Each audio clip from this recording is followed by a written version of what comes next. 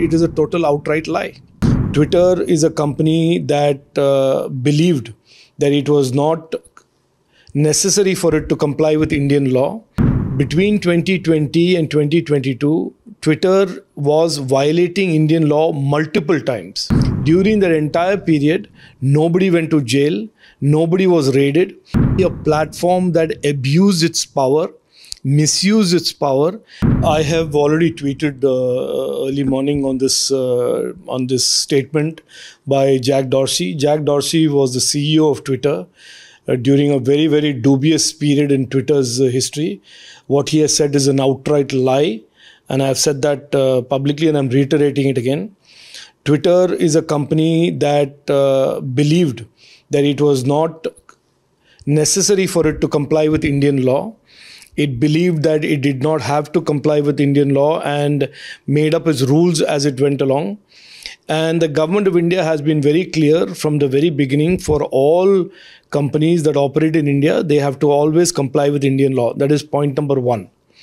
Point number two, I just want to refresh Jack Dorsey's memory and certainly all your viewers that between 2020 and 2022, Twitter was violating Indian law multiple times.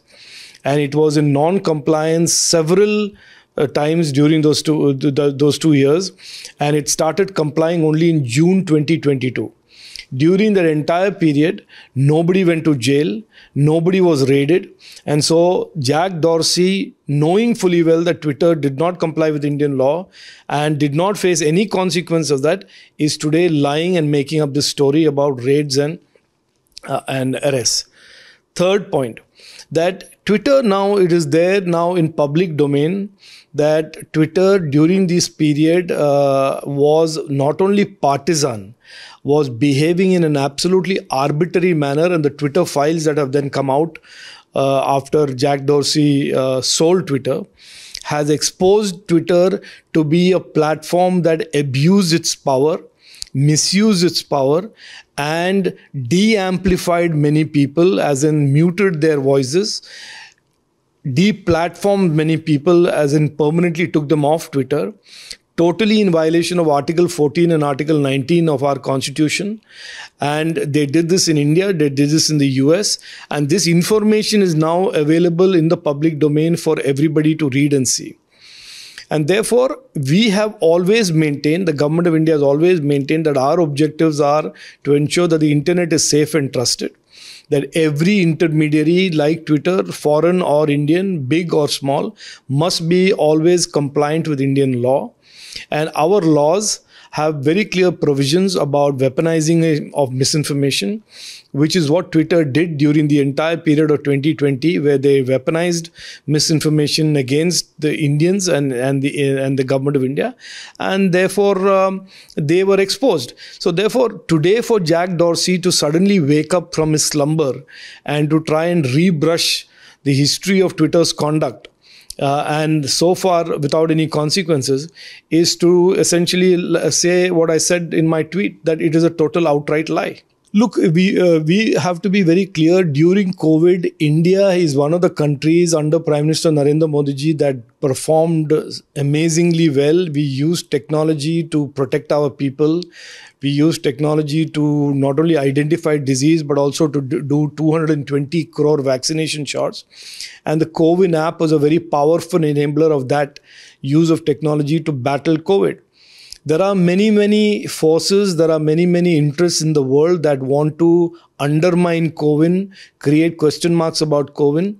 And therefore, I believe yesterday's breach or alleged breach of COVID was one more instance of people trying to target the COVID app.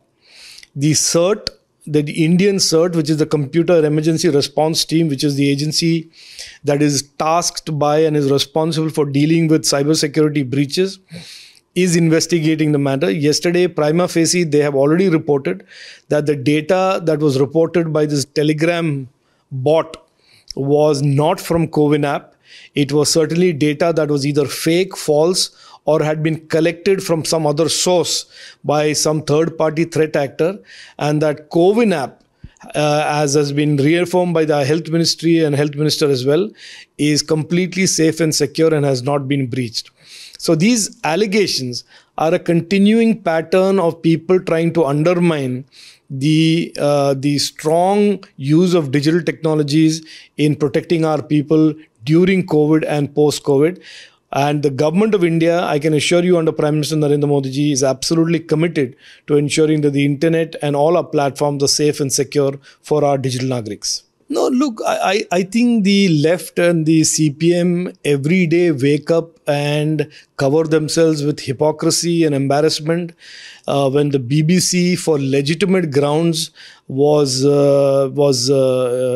had a piece of content that was taken down, they screamed free speech. They screamed about a foreign channel and foreign platforms which broadcast anti-national and anti-India content. They are very happily supportive.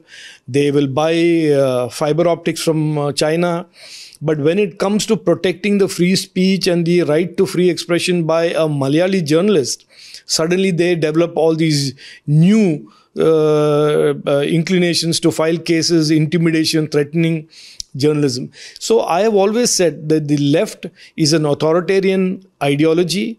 Marxism and Marxism, as practiced by Pinarayi Vijayan, is an absolute authoritarian ideology that uses intimidation, that uses threats and fears to try and cow down journalists, cow down citizens. And this is not a sustainable model. They only wake up and talk about free speech when it suits them and when the target is the BJP or the Prime Minister Narendra Modi ji. So this exposes their double standards. This exposes the hypocrisy yet again.